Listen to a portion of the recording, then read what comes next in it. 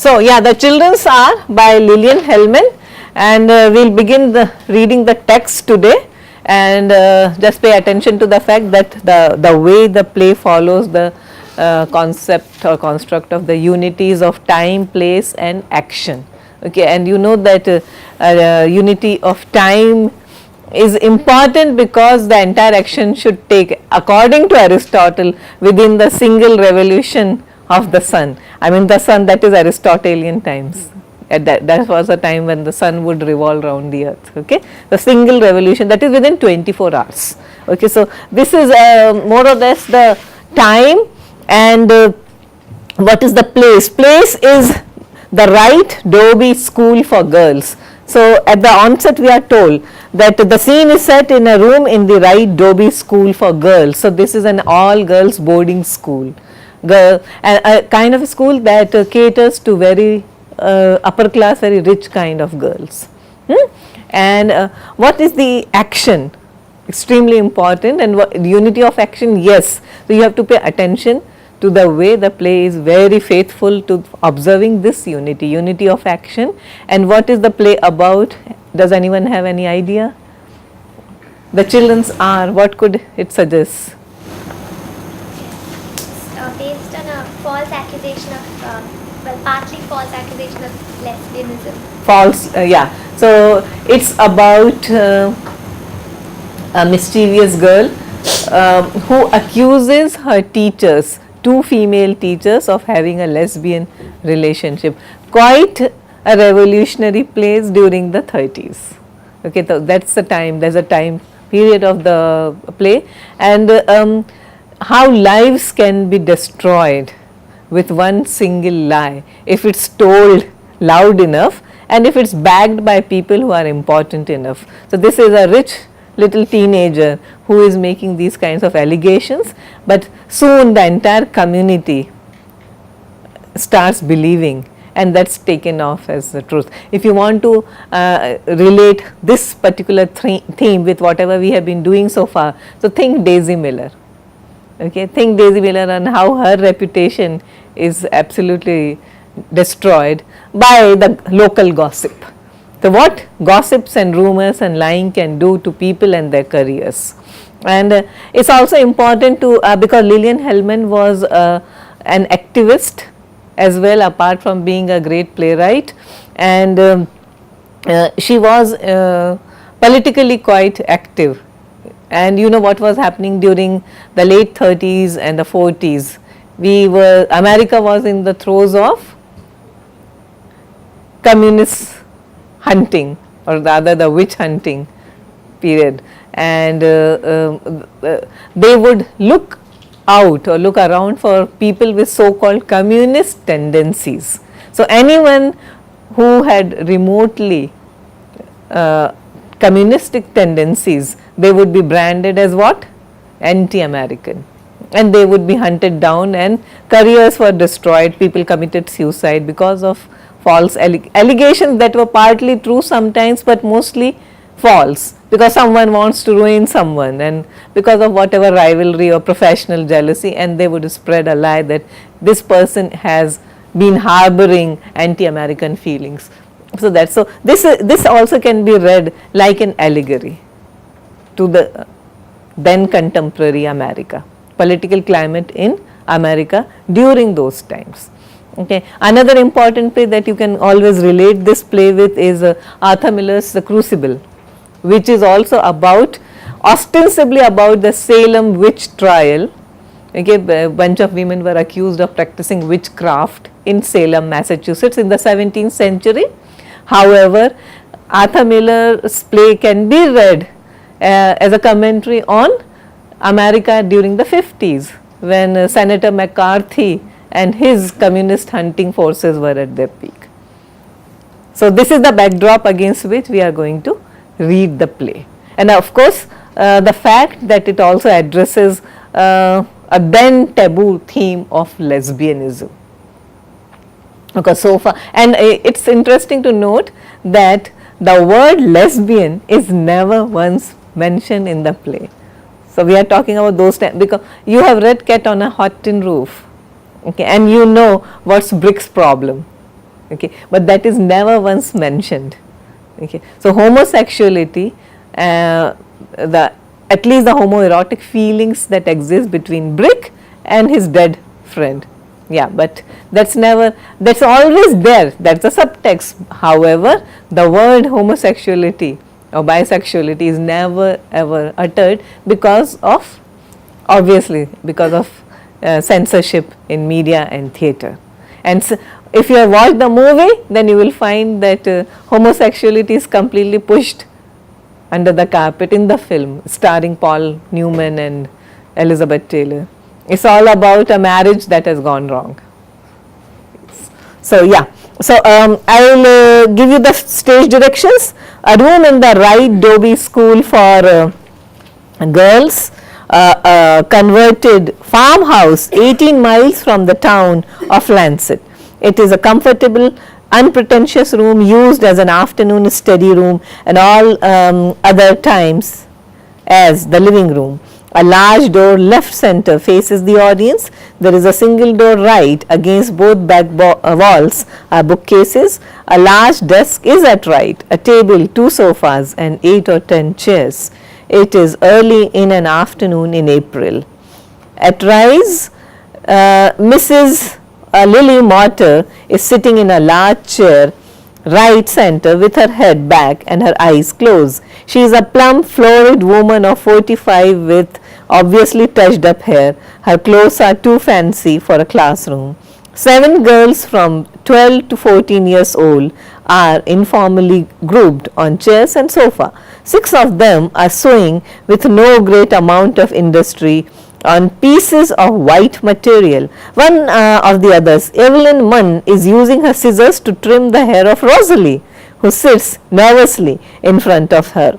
She has Rosalie's head bent back at an awkward angle and is enjoying herself. The 8th girl, Peggy Rogers, is sitting in a higher chair than the others.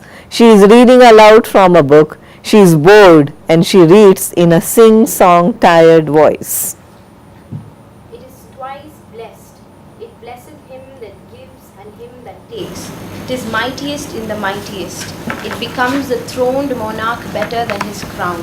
His scepter shows the force of temporal power, the attribute to awe and majesty, wherein Mrs. Mortar suddenly opens her eyes and stares at the hair cutting. The children make efforts to warn Evelyn. Peggy raises her voice until she is shouting. doth sit the dread and fear of kings, but mercy is above. Evelyn, what are you doing? Nothing, Mrs. Mortar. You are certainly doing something. You are ruining the scissors for one thing. But mercy is above it. Just a moment, Peggy. It is very unfortunate that you girls cannot sit quietly with your sewing and drink in the immortal words of the immortal bard. Evelyn, go back to your sewing. I can't get the hem straight. Great. Honey, On it. I've been trying On for it, 3 on it. weeks, but I just can't do it. Helen, please help Evelyn with the hem. Helen rises, holding up the garment Evelyn has been working on.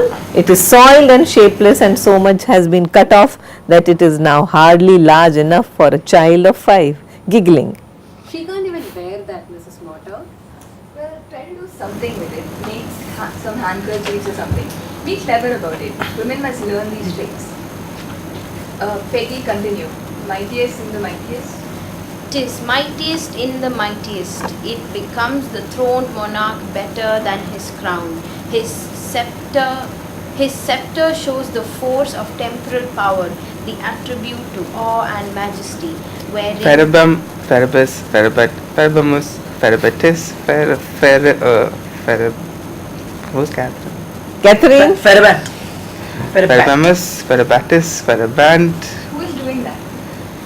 wherein doth sit the dread and fear of kings, but mercy is above this sceptered sway. It is enthroned in the hearts of kings. It is an attribute to God himself. Peggy, can't you imagine yourself as Portia? Can't you read the lines with some feeling, some pity? Pity, as Sir Henry said to me many is the time. Pity makes the actress. Now why can't you feel pity? I guess I feel pity. Ferabamus, Ferabatis, Very bad. Stupid. How many people in this room are talking? Peggy, read the line again. I'll give you the cue. What's a cue? A cue is a line or word given the actor or actress to remind them of their next speech. To remind him or her. Weren't you ever in the movies, Mrs. Motter? I had many offers, my dear. But the cinema is a shallow art. It has no fourth dimension. Now, Peggy, if you would only try to submerge yourself in this problem, you are pleading for the life of a man. She rises, and there are faint sighs from the girls who stare at her with blank, bold faces. She recites hemmily with gestures. But mercy is above the sceptred sway. It is enthroned in the hearts of kings. It is an attribute to God himself, an earthly power that then show likest gods when mercy seasons justice. Put or fro or from or potior and Westcott take the dative. Take the ablative.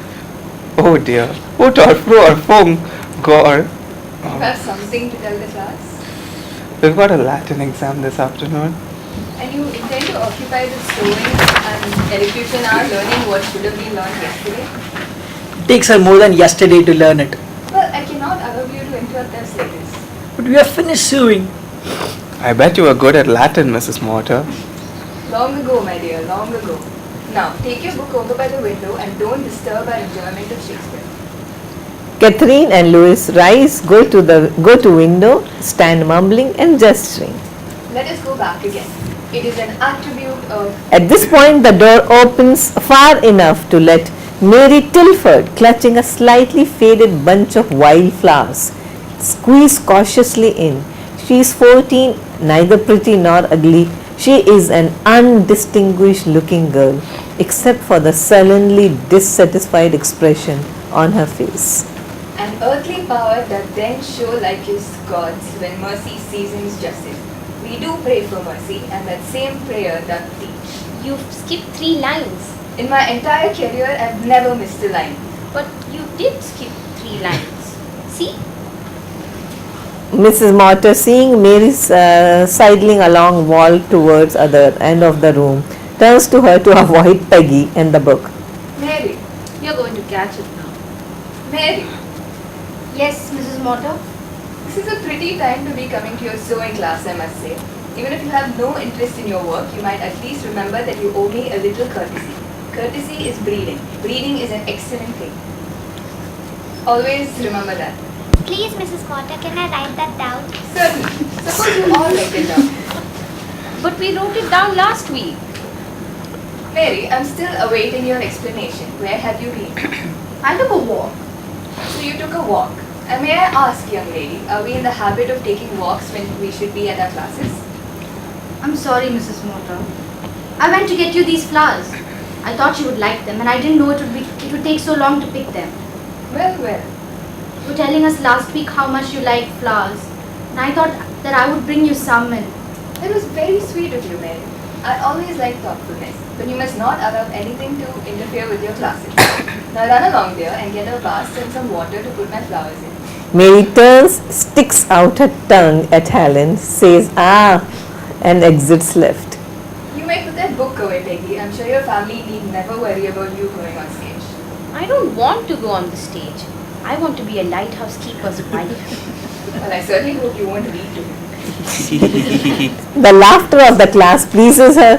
Peggy sits down among the other girls who are making a great show of doing nothing. Mrs. Mortar returns to her chair, puts her head back, closes her eyes. How much longer, Kathleen, are you going to abuse our patience? Now translate it, and for goodness sakes, try to get it right this time. One master passion in the breast, like iron serpent, swallows all the rest. She and Louis are murmuring during Karen Wright's entrance. Karen is an attractive woman of 28, casually pleasant in manner, without sacrifice of warmth or dignity. She smiles at the girls, goes to the desk. With her entrance, there is an immediate change in the manner of the girls. They are fond of her and they respect her. She gives Mortar, whose quotation has reached her, an annoyed look. Tandem abutere. Abuter. What's happened to your hair, Rosalie? It got cut, Miss Wright. I can see that. A new style? Looks as though it has holes in it. I didn't mean to do it that bad. With right? But Rosalie got funny hair. I saw a picture in the paper and I was trying to pin it down. Oh, what shall I do, Miss Wright? It's long here and it's short here and Never mind. Come up to my room later and I'll see if I can fix it for you. And hereafter we'll have no more haircutting. Helen, have you found your bracelet? No, I haven't. And I have looked everywhere. Have another look. It must be in your room somewhere. Mary comes in right with her flowers in a vase. When she sees Karen, she loses some of her assurance. Karen looks at the flowers in surprise. Good afternoon, Miss Wright. She sits down, looks at Karen, who is staring hard at the flowers. Hello, Mary. Peggy has been reading Portia for us. Peggy doesn't like Portia? I don't think she quite appreciates it, but Well, I didn't either. I don't think I do yet. Where do you get those flowers, Mary? she picked them for me. It made her a little late to class, but she heard me say I love flowers and she went to get them for me. The first wildflowers of the season. But not the very first. Are they, Mary? I don't know. Where did you get them? Near Conway's cornfield, I think. It wasn't necessary to go so far. There was a bunch exactly like this in the garbage can this morning. Oh, I can't believe it. What a nasty thing to do. And I suppose you have just as fine an excuse for being an hour late to breakfast this morning and last week. I haven't wanted to tell you these things before, but There's the bell. Ad ab ante in the intercon post pre. Now I she's can't- practicing her prefixes in Latin. I can't seem to remember the rest. Pray, pro, sub, super. Don't worry, Lois. You'll come out all right. Wait a minute, Mary. Reluctantly, Mary turns back as the girls file out. Karen moves the small chairs, clearing the room as she talks. Mary, I've had the feeling, and I don't think I'm wrong, that the girls were here were happy, that they liked Miss Dobie and me, that they liked the school. Do you think that's true? Miss Wright, I have to go get my Latin book. I thought it was true until you came here a year ago. I don't think you are very happy here, and I'd like you to find out why. Looks at Mary, waits for an answer, gets none, shakes her head. Why, for example, do you find it necessary to lie to us so often? I'm not lying. I went out walking and I saw the flowers and they looked pretty. And I didn't know it was so late. Stop it, Mary. I'm not interested in wearing that foolish story again. I know you got the flowers out of the garbage can. What I do want to know is why you feel you have to lie out of it. I did pick the flowers near Conway's. You never believe me. You'll believe everybody but me. It's always like that. Everything I say you fuss at me about. Everything I do is wrong. You know that isn't true. Goes to Mary, puts her arm around her, waits until the sobbing has stopped. Look, Mary, look at me. Let's try to understand each other. If you feel that you have to talk or walk, or that you just can't come to class, or that you'd like to go into the village by yourself, come and tell me. I'll try and understand. I don't say that I'll always agree that you should do exactly what you want to do, but I've had feelings like that. Too, everybody has, and I won't be unreasonable about yours. But this way, this kind of lying you do makes everything wrong. I got the flowers near Conway's cornfield. Karen looks at Mary, sighs, moves back toward desk and stands there for a moment. Well, there doesn't seem to be any other way with you. You will have to be punished. Take your recreation periods alone for the next 2 weeks. No horseback riding and no hockey. Don't leave the school grounds for any reason whatsoever. Is that clear? Saturday too? Yes. But you said I could go to the boat races. I'm sorry, but you can't go. I'll tell my grandmother. I'll tell her how everybody treats me here and the way I get punished for every little thing that I do. I'll tell her. why? I'd slap her hands. Karen turning back from the door, ignoring Mrs. Morter's speech to Mary. Go upstairs, Mary.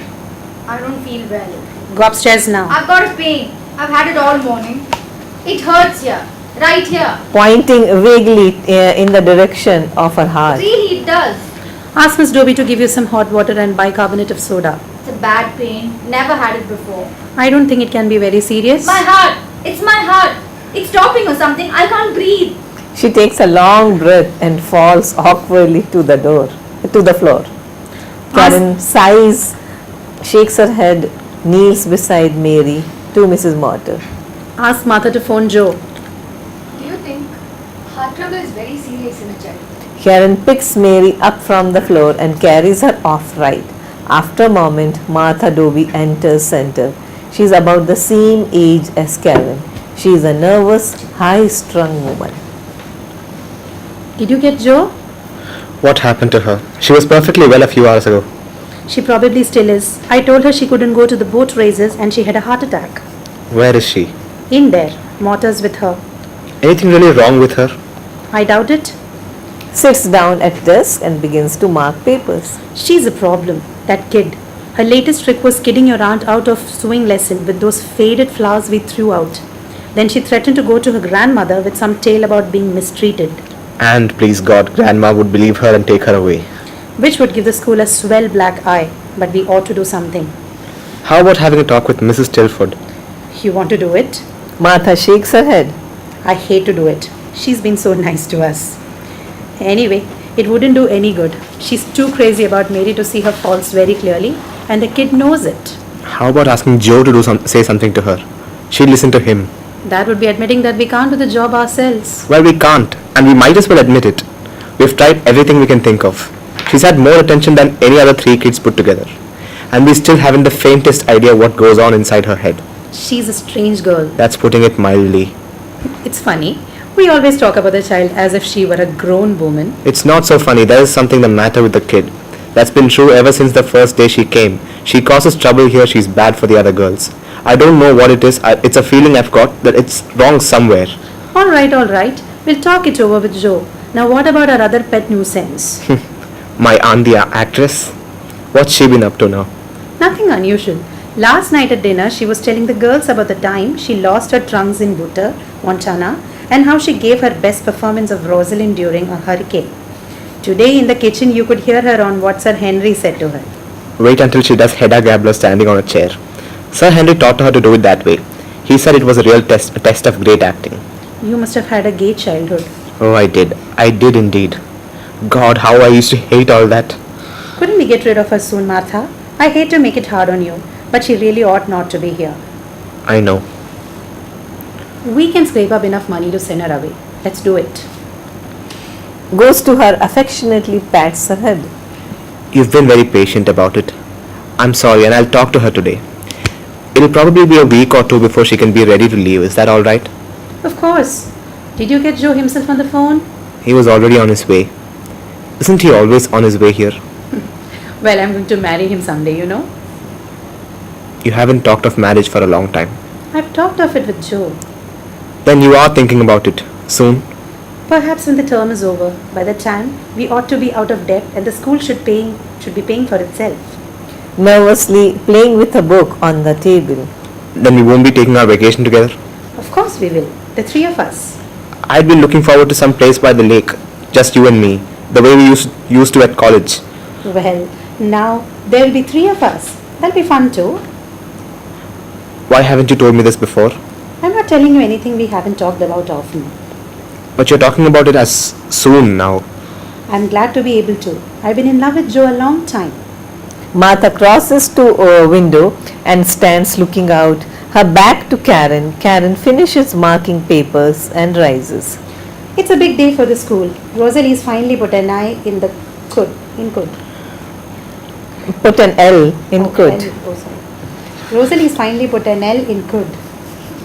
Martha in a dull, bitter tone, not turning from window. You really are going to leave, aren't you? I'm not going to leave, and you know it. Why do you say things like that? We agreed a long time ago that my marriage wasn't going to make any difference to the school. But it will. You know it will. It can't help it. That's nonsense. Joe doesn't want me to give up here. I don't understand you. It's been so damn hard building this thing up, slaving and going without things to make ends meet. Think of having a winter coat without holes in the lining again. And now when we're getting on our feet, you're all ready to let it go to hell. This is a silly argument, Martha. Let's quit it. You haven't listened to a word I've said. I'm not getting married tomorrow. And when I do, it's not going to interfere with my work here. You're making something out of nothing. It's going to be hard going on alone afterward. For God's sake, do you expect me to give up my marriage? I don't mean that, but it's so... A door center opens and Dr. Joseph Cardin comes in. He is a large, pleasant-looking, carelessly dressed man of about 35. Pranjal, read for Joe. Hello, darling. Hi, Martha. What's the best news? Hello, Joe. We tried to get you on the phone. Come in and look at your little cousin. Sure.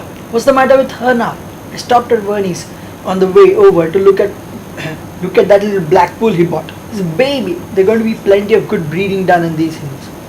You'd better come and see her. She says she has a pain in her heart. Our little Mary pops up in every day's dispatches. Go and see her. Heart attacks are nothing to play with. Never played with one in my life. Martha walks round room and finally goes to stare out window. Mrs. Motter enters right. I was asked to leave the room.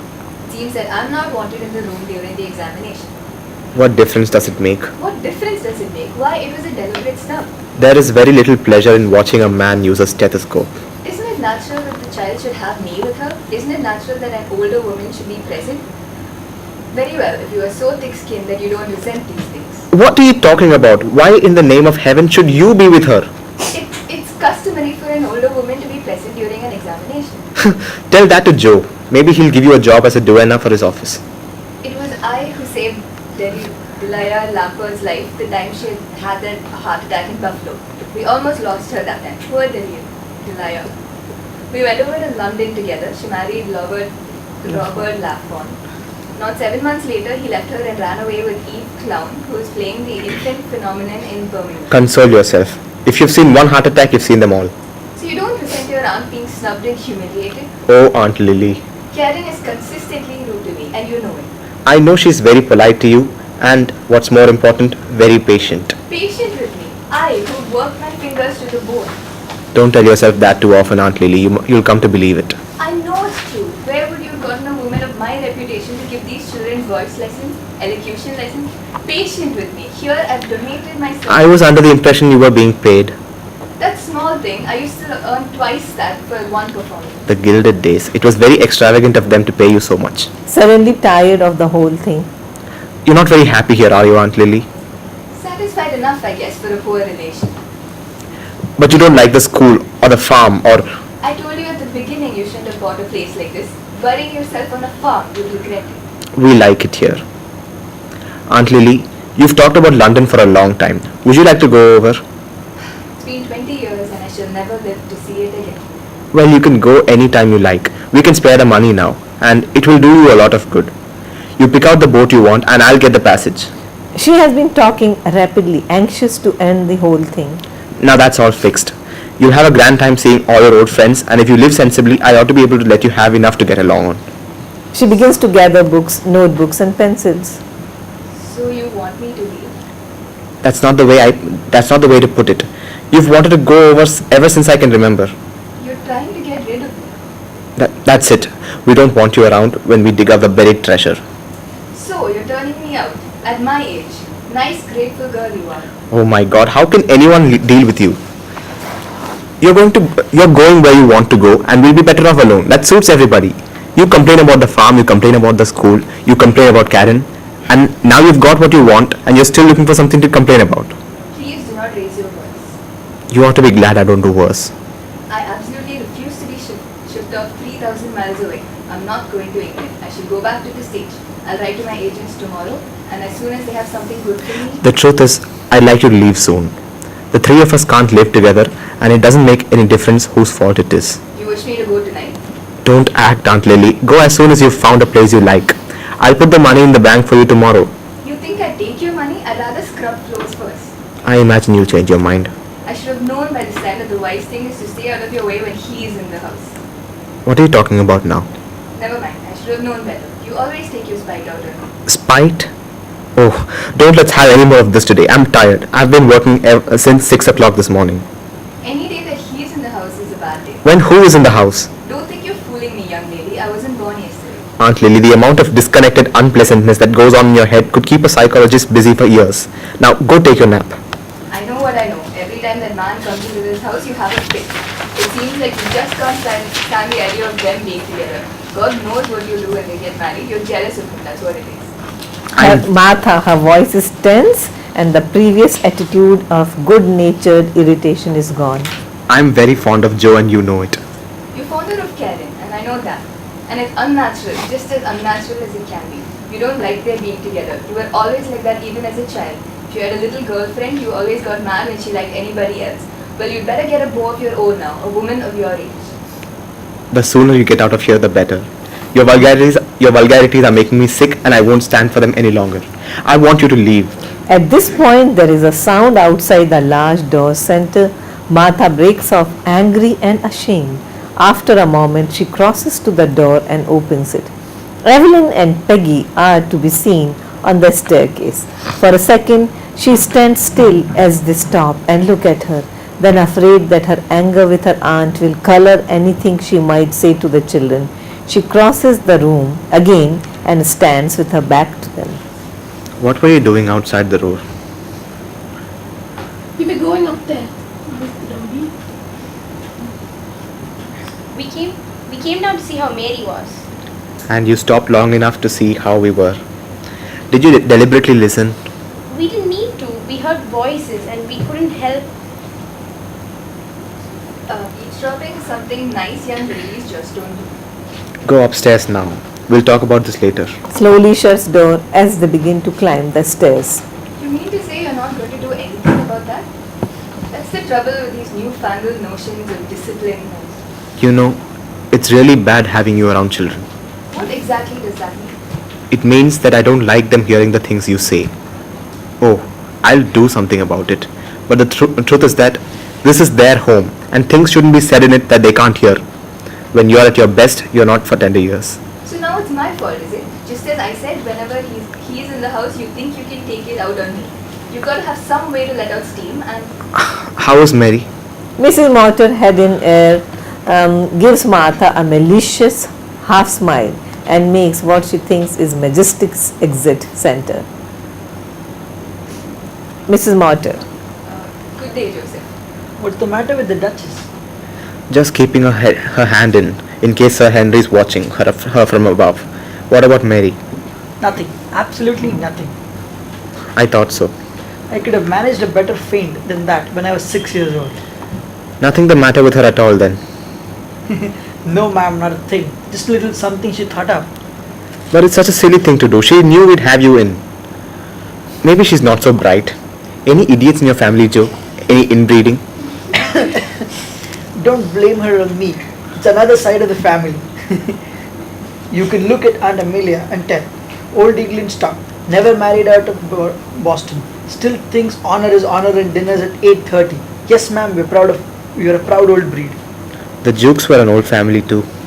Look, Joe, have you any idea what is the matter with Mary? I mean, has she always been like this? She's always been a honey. And Amelia's spoiling hasn't helped any either. We're reaching the end of our rope with her. This kind of thing... Aren't you taking this too seriously? I guess I am. But you stay around kids long enough and you won't know what to take seriously either. But I do think somebody ought to talk to Mrs. Tilford about her. You wouldn't be meaning me now, would you, Miss Dobby? Well, Karen and I were talking about it this afternoon and... Listen, Fred, I'm marrying Karen, but I'm not writing Mary Tilford in the contract. Martha moves slightly. Karen takes him again. Karen takes her by the shoulders and turns her around to face him again. His face is grave, his voice gentle. Forget Mary for a minute. You and I have got something to fight about. Every time anything's said about Karen marrying me, you, there it is. I'm fond of you. I've always thought you liked me. What is it? I thought how fond you are of Karen, but our marriage oughtn't make a great deal of difference. Martha? Pushing his hand. God damn you. I wish... She puts her face in her hands. Karen watches her in silence, mechanically lighting a cigarette. When she takes her hands from her face, she holds them out at him contritely. Joe, please, I'm sorry. I'm a fool, a nasty, bitter... Karen takes her hands in one of his, patting them with his other hand.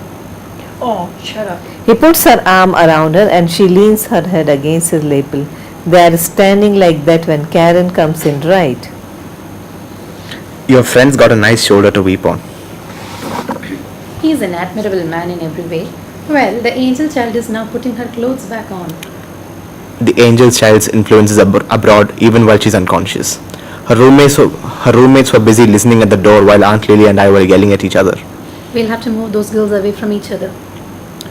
A bell rings from the rear of the house. That's my class. I'll send Piggy and Evelyn down. You talk to them. All right. Mary? Mary opens door, comes in, standing buttoning the neck of her dress. How's it feel to I be said back people from the did grave? My heart hurts. Science is failed. Try hairbrush. It's my heart and it hurts. Sit down. I want to see my grandmother. I want to. Evelyn and Peggy timidly enter center. Sit down, girls. I want to talk to you. We're awfully sorry, really. We just didn't think and I'm sorry too, Peggy. You and Evelyn never used to do things like this. We'll have to separate you three. Myth, right? We've been together almost a year. It was evidently too long. Now, don't let's talk about it. Peggy, you'll move into Louis' room and Louis will move in with Evelyn. Mary will go in with Rosalie. Rosalie hates me. That's a very stupid thing to say. I can't imagine Rosalie hating anyone. It's all because I had a pain. If anybody else was sick, they'd be put to bed and petted. You're always mean to me. I get blamed and punished for everything. I do, Cousin Joe, all the time for everything. Mary by now is crying violently, and as Karen half moves towards her, Cardin, who has been frowning, picks Mary up and puts her down on the couch. You've been unpleasant enough to Miss Wright. Lie here until you've stopped working yourself into a fit. Picks up his hat and bag, smiles at Karen. I've got to go now. She's not going to hurt herself crying. The next time she faints, I'd wait until she got tired lying on the floor. Passing Mary, he pets her head. She jerks away from him. Wait a minute. I'll walk to the car with you. Go up now and move your things. Tell Louis to get her stuff ready. She and Cardin exit center. A second after the door is closed, Mary springs up and throws a cushion at the door. Don't do that, she'll hear you. Who cares if she does? And she can hear that too. Small ornaments falls off table and small ornament falls off table and breaks on floor. Evelyn and Peggy gasp and Mary's bravado disappears for a moment. What are you going to do? you'll get the devil now. Dr. Cardin gave it to Miss Wright. I guess it was kind of a lover's gift. People get awfully angry about a lover's gift. Oh, leave it alone. She'll never know we did it. We didn't do it. You did it yourself. And what will you do if I say we did it? Never mind. I'll think of something else. The wind could have knocked it over. Yeah, she's going to believe that one. Oh, stop worrying about it. I'll get out of it. You really had a pain. I fainted. Didn't I? I wish I could faint sometimes. I've never even worn glasses like Rosie. A lot to get you to faint. What did Miss Wright do to you in the class? Right? Told me I couldn't go to the boat races. But we'll remember everything that happens and we'll give you all the souvenirs and things. I won't let you go if I can't go. But I'll find some way to go. What were you doing? I guess we shouldn't have done it really. We came down to see what was happening to you, but the doors were closed and we could hear Miss Dobie and Mortar having an awful row. Then Miss Dobie opens the door and there we were. A lot of crawling and crying you both did too, I bet. We were thought of story about listening. I guess it wasn't. You're always sorry about everything. What were they saying? What was who saying?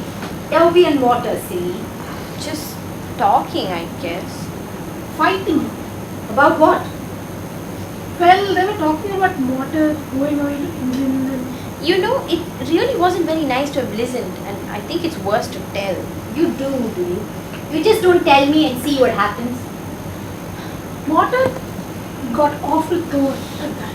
And that they just wanted to get rid of her. And they started talking about Dr. Cardin. What about it? We'd better get started moving. Miss Wright will be back first thing we know. Oh, shut up! Go on, Evelyn. You're going to be mad. Everybody knows that. But everybody doesn't know that Miss Dobie doesn't want them to get married. How do you like that? The door opens and Rosalie Wells sticks her head in. I have a class soon. If you're going to move your things. Close that door, you idiot. What do you want? I'm trying to tell you, if you're going to move your things, now that I want you in with me, you'd better start here right now. Miss Wright's coming in a minute. Who cares if she is? I'm just telling you for your own good. We're coming. No, let Rosalie move our things. You crazy? It's all right. Evelyn and I'll get your things. Come on, Evelyn. Trying to get out of telling me, huh? Well, you won't get out of it that way. Sit down and stop being such a sissy. Rosalie, you go on up and move my things and don't say a word about our being down here. And who was your French maid yesterday, Mary Tilford? You'll do for today. Now go on, Rosalie, and fix our things. Are you crazy? And next time we go into town, I'll let you wear my gold locked-in pump. You'll like that, won't you, Rosalie? Rosalie draws back, moves her hands nervously. I don't know what you're talking about. Oh, I'm not talking about anything in particular. Just run along now and remind me the next time to get my buckle and lock. Alright, I'll do it this time, but just because I got a good disposition. But don't think you're going to boss me around, Mary Tilford. No, indeed. And get things done neatly, Rosalie. Don't muss my white linen blue ones. The door slams as Mary laughs. Now, what do you think of that? What made her so agreeable? Oh, a little secret we got. Go on now. What else did they say? Well, Mortar said that Dobie was jealous of them and that she was like that when she was a little girl and that she'd better get herself a beau of her own because it was unnatural and that she never wanted anybody to like Miss Wright and that was unnatural. Boy, did Miss Dobie get sore at that. When we didn't hear any word, Peggy told me. What did she mean Dobie was jealous? What's unnatural? Not natural. It's funny because everybody gets married. A lot of people don't. They're too ugly. Oh my god, Rosalie, find that copy of Mademoiselle de Maupin. She'll blab like the Dickens. She won't say a word. Who get the book when you want? You can have it. That's what I was doing this morning. Finishing it. There's one part in it. What part? What? Wait until you read it. Don't forget to give it to me. It's a shame about being moved. I've got to go in with Helen and she blows her nose all night. Lois told me. It was a dirty trick making us move. She just wants to see how much fun she can take away from me. She hates me. No, she doesn't, Mary. She treats you just like the rest of us. Almost better. That's right. Stick up for your crush. Take a side against mine. I didn't mean it that way. We'd better get up there. I'm not going. Rosalie isn't so bad. What are you going to do about the van? I don't care about Rosalie and I don't care about this vase. I'm not going to be here. Not going to be here? What do you mean? I'm going home. Oh, Mary. You can't do that. Can't I? You just watch. I'm not staying here. I'm going home and tell Grandma I'm not staying anymore. I'll tell her I'm not happy. They're scared of Grandma. She helped him when they first started, you know. And when she tells him something, believe me, they'll sit up and listen. They can't get away with treating me like this and they don't have to think they can. You're just going to walk out like that? What are you going to tell your grandma? Oh, who cares? I'll think of something to tell her. I can always do it better on the spur of the moment. She'll send you right back. You let me worry about that. Grandma's very fond of me. On account my father was her favourite son. I can manage her alright. I don't think you ought to go really, Mary. It's just going to make an awful lot of trouble. What's going to happen about the boy? See, I did it. It doesn't make a bit of difference anymore to me. Now listen, you two got to help. They won't miss me before dinner if you make Rosalie shut the door and keep it shut. Now I'll go through the field, through the Frenches, and then I can get the bus to Homestead. How are you going to get to the 3-car? Taxi, idiot. How are you going to get out of here in the first place? I'm going to walk out. You know where the front door is, or are you too dumb even for that? Well, I'm going right out that front door. Gee, I would have known. Of course you wouldn't. You let them do anything to you they want. Well, they can't do it to me. Who's got any money? Not me, not a cent. I've got to have at least $1 for the taxi and a dime for the bus. And where are you going to find it? See? Why don't you just wait until your allowance comes Monday and then you can go any place you want? Maybe by that time... I'm going today. Now. You can't walk to Lambo. You've got money. You've got $2.25. Go get it for me. No, I won't get it for you. You can't have that money, Mary. Get it for me. I won't. Mama doesn't send me much allowance, not half as much as the rest of you get. I saved this so long. You took it from me last time. She wants the bicycle so bad. I haven't gone to the movies, I haven't had any candy, I haven't had anything the rest of you get all the time. It took me so long to save that and I... Go upstairs and get me the money. I won't. Mary makes a sudden move for her, grabs her left arm and jerks it back hard and expertly. Peggy screams softly. Evelyn tries to take Mary's arm away without releasing her hold on Peggy. Mary slaps Evelyn's face. Evelyn begins to cry. Just say when you've had enough. Alright, I'll get it. Mary smiles, nods her head as the curtain falls. Yes, comments please now. See, I have already set the background of the play. Why the playwright chose just this kind of a theme. What is the theme all about? How many ideas are put forward? I mean, it's a very richly layered text that I am sure you could understand. So many things happen between the adults and the children, between the children themselves and between adults and adults. So, comment now. No fun is in trying me to tell you everything. So, let the answers come from you. Namita, we'll begin with you. Anything, any comment? I think it's interesting because it's a woman writer and she shows the children as especially, not evil is probably a strong word, but they don't seem nice and they are innocent and naive. Especially Mary's characters is quite outrageous for a child. Yes. So I think it's interesting that it's a woman writer and there are so many women characters and it's still not like the children are blessings from God or there's a glorious motherhood or whatever. So you challenge the notion of having children in the first place. Okay, boys here. Martha and Louis. Martha. Louis.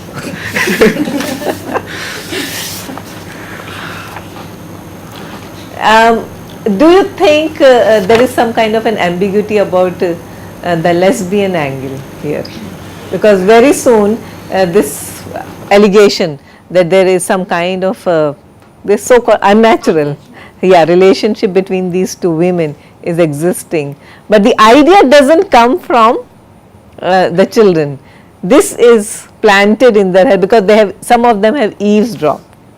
Okay, and who actually broached this topic? Mrs. Mortar. Okay, and Mrs. Mortar. I mean, look at Lillian Hellman's richly drawn out characters. Mrs. Mortar is a frustrated actress. Okay, she always feels that she was destined for greater things. Shakespearean and actress from Ibsen and Shaw, and that's what her destiny was. But absolutely nothing. And she's on the charity of these two nice young women. But in order to malign them, to tarnish their reputation, she has to say something. But what about Karen's feelings for Martha? Martha has feelings for Karen. It's not obvious, but it's implied. Martha has feelings for Karen. But Karen yes. doesn't seem like she has any. And what kinds of feelings are those? Do you think there is unnatural about the way Martha feels about Karen? Yes, Shubhajit. Well, unnatural in the sense that I happen to have read the whole play before I've come here. So you have read the play. So yeah, in the light of the entire play, you feel that the writer is giving us something here? Yeah, and I'd like to talk about Mrs. Mortar's character in fact.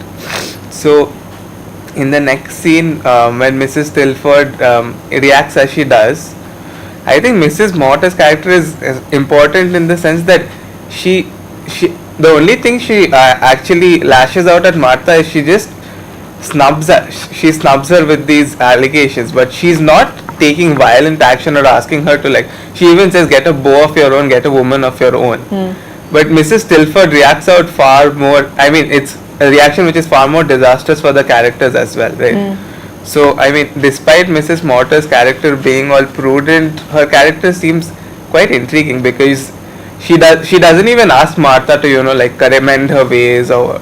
But I think Mortar is known for a while about the nature of their relationship. So it's Martha, don't you think there is an awareness in Martha at least about how she feels about Karen? Karen is very unsure of her. I And Yes. At least that's the vibe that we get. That Karen Yes. is very unsure. Maybe Karen is still unsure at this point because there is Joe.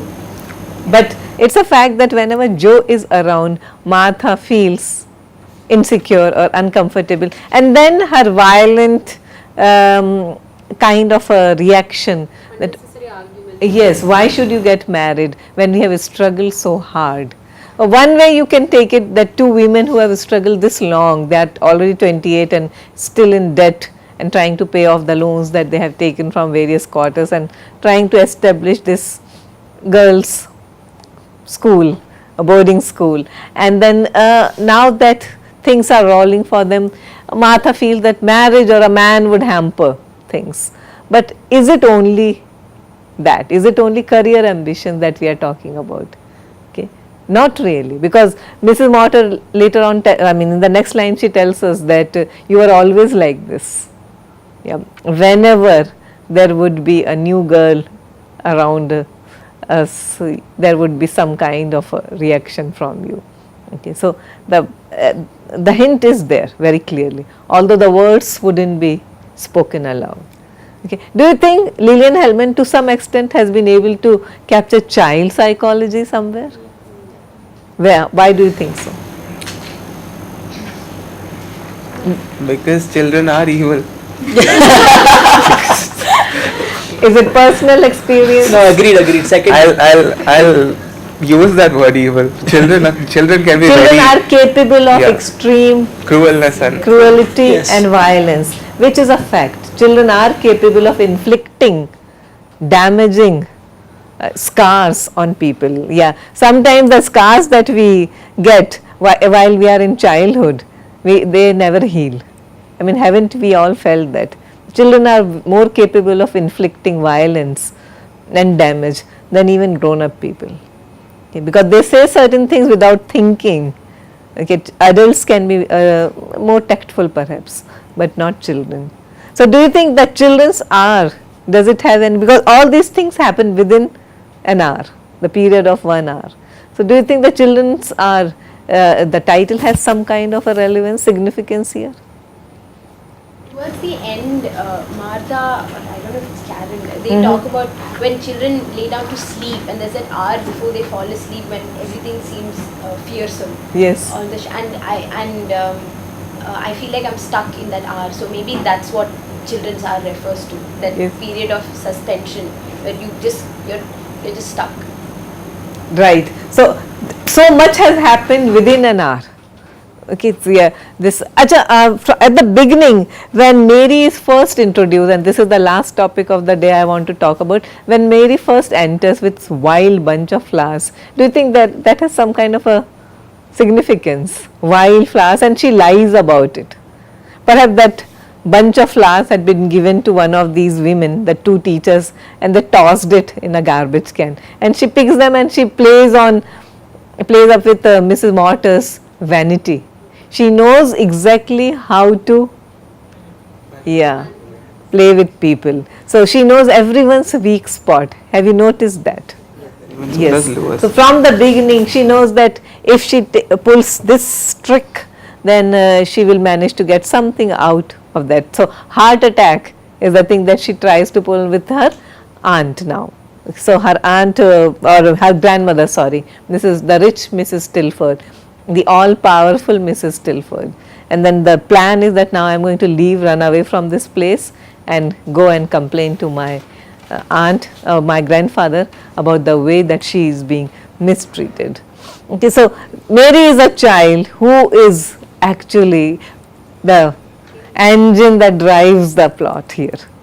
Yes, Mary is the character. All other characters just sit back and let Mary do things to them. Therefore, the relevance of the title. So, the children have more important role to play than the adults, and adults lose control. It's the other way around. Very often we find, and most often we find adults ruling children's lives, but here is the other way around. She completely changes the game for everyone. Alright, so now next class on Thursday, and we'll continue with the second act.